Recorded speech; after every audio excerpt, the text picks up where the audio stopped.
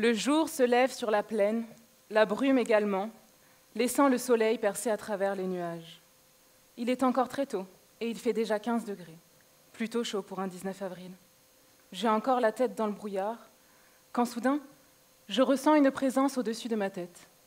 C'est un oiseau gris avec une envergure impressionnante par rapport à son corps. Je distingue son œil jaune vif et son bec acéré. C'est un rapace. Il plane juste au-dessus des épis de blé, sans un bruit.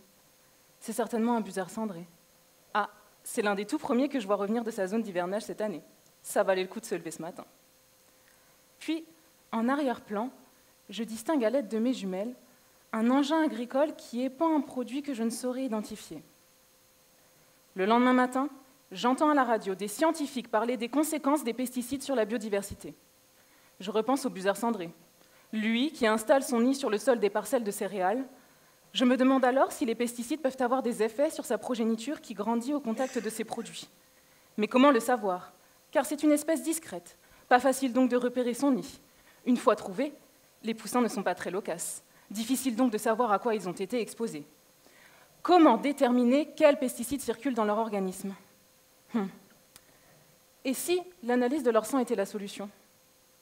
Quelques semaines plus tard, avant que les gènes ne prennent leur envol, je prélève donc délicatement de précieux échantillons de sang qui vont me permettre non seulement de détecter et quantifier plus d'une centaine de pesticides différents, mais également de déterminer une multitude de paramètres physiologiques comme le nombre de globules blancs.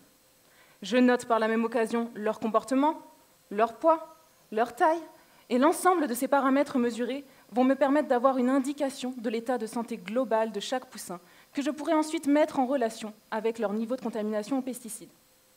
Comme on partage tous le même environnement, connaître les effets des pesticides sur la santé des poussins de busard cendré nous donnerait une vision des conséquences sur la santé globale de l'écosystème dont fait partie l'homme.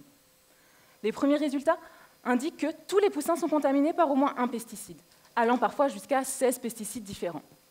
L'un des éléments surprenants, c'est que l'on ne retrouve pas forcément les mêmes pesticides, ni les mêmes concentrations, y compris chez les poussins qui partagent le même nid et qui sont nourris par les mêmes parents. Il faut alors déterminer quels facteurs influencent leur niveau de contamination, en sachant qu'ils peuvent être contaminés par contact avec le sol et la végétation, par leur alimentation, et qu'il est possible que leur mère ait éliminé des pesticides de son organisme en les transférant dans les œufs.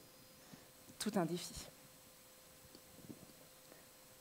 Un nouveau jour se lève sur la plaine, la brume également, laissant l'espoir percer à travers les nuages.